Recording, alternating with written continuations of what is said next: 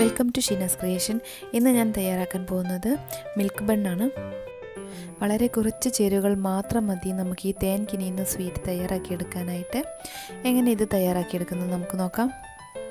അതിനായിട്ട് ഞാനിവിടെ ഒരു ബൗൾ എടുത്തിട്ടുണ്ട്. നമ്മളിനി അതിലേക്ക് ഒരു 1/4 കപ്പ് തൈര് ചേർത്ത് കൊടുക്കുകയാണ്. കൂടാതെ ഒരു 1/2 കപ്പ് പഞ്ചസാര പൊടിച്ചത് കൂടി ചേർത്ത് നമ്മൾ നന്നായി ഇതൊന്ന് മിക്സ് ചെയ്തെടുക്കാൻ പോവുകയാണ്. ഒരു 2 മിനിറ്റ് നമ്മളിതിങ്ങനെ നന്നായി മിക്സ് ചെയ്ത് കൊടുക്കുന്ന സമയത്ത് നമുക്കിതുപോലെ നല്ലൊരു ബാറ്റർ കിട്ടും. ഇത്രയായി കഴിഞ്ഞിട്ടുണ്ടെങ്കിൽ നമ്മളിതിലേക്ക് ഇനി 1 കപ്പ് മൈദ ചേർത്ത് കൊടുക്കുകയാണ്.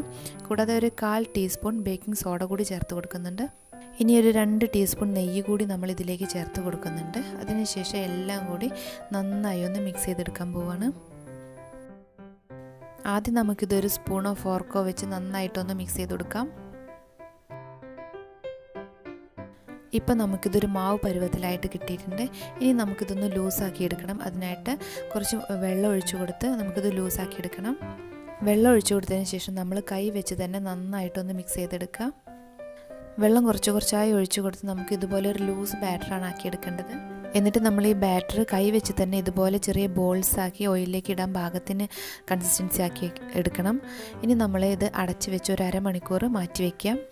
ഇനി നമ്മളൊരു പാനിലേക്ക് ഒരു 3/4 കപ്പ് പഞ്ചസാര ഇട്ട് കൊടുക്കുന്നുണ്ട്. അതുപോലെ 1 കപ്പ് വെള്ളം ഒഴിച്ചു കൊടുക്കുന്നുണ്ട്.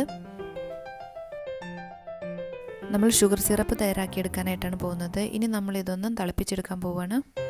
നന്നായിട്ട് 2 മിനിറ്റ് തിളച്ചതിന് ശേഷം നമ്മൾ ഫ്ലെയിം ഓഫാക്കി വെക്കണം. ഇപ്പോൾ ഞാൻ ഫ്ലെയിം ഓഫാക്കിയിട്ടുണ്ട്. ഇനി നമുക്കിതൊന്ന് തണുത്ത് വരാനായിട്ട് മറ്റൊരു ബൗളിലേക്ക് മാറ്റി കൊടുക്കാം. ഇപ്പോൾ ഒരു അരമണിക്കൂറിന് ശേഷം ഞാൻ കുറച്ച് ഓയിൽ ചൂടാനായിട്ട് വെച്ചിട്ടുണ്ടായിരുന്നു. ഇനി നമ്മൾ ബാറ്റർ എടുത്ത് കൈ വെച്ച് തന്നെ ചെറിയ ബോൾസ് ആക്കി ഇതിലേക്ക് ഇട്ട് കൊടുക്കുകയാണ്. ഒരേ സമയം നമുക്കൊരു 3-4 ബോൾസ് ഇട്ട് കൊടുത്ത് ഫ്രൈ ചെയ്തെടുക്കാം. നമ്മൾ ഓരോ ബോൾസും ഇങ്ങനെ ഓയിലിലേക്ക് ഇട്ട് കൊടുക്കുന്ന സമയത്ത് തന്നെ ബണ്ണ് പോലെ വീർത്ത് വരുന്നതായിട്ട് നമുക്ക് കാണാനായിട്ട് സാധിക്കും. ഇങ്ങനെ മീഡിയം ഫ്ലെയിമിലിട്ടിട്ട് നമുക്ക് 2 സൈഡൊന്ന് നന്നായിട്ടൊന്ന് വേവിച്ചെടുക്കാം. നല്ല ഗോൾഡൻ ബ്രൗൺ നിറായി കിട്ടുന്ന സമയത്ത് നമുക്കിത് കോരിയെടുക്കാം. ഇനി ഞാൻ ബാക്കിയുള്ള ബാറ്റർ കൂടി ഒന്ന് ഫ്രൈ ചെയ്തെടുക്കാൻ പോവുകയാണ്.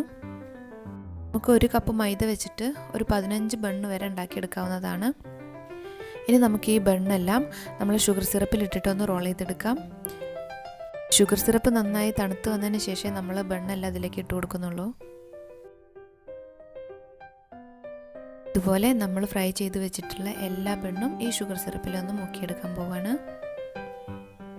അധിക സമയം നമ്മൾ ഈ ഷുഗർ സിറപ്പിൽ മുക്കി വെക്കേണ്ട ആവശ്യമില്ല.